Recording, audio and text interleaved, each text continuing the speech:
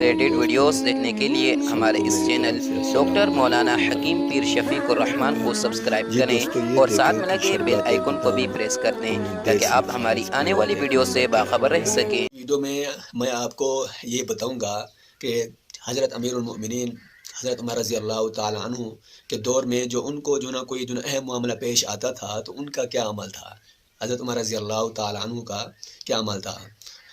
فرمایا کہ اہم معاملے پیش آنے پر حضرت عمر رضی اللہ تعالیٰ عنہ کا عمل،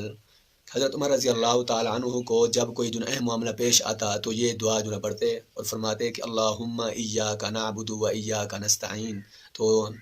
اس دعا کا ورد فرماتے تو اللہ پاک کے کرم سے کہ اہم معاملہ جو پیش آتا تھا وہ جو ہے نا ٹھیک ہو جاتا تھا اللہ پاک کے کرم سے۔ تو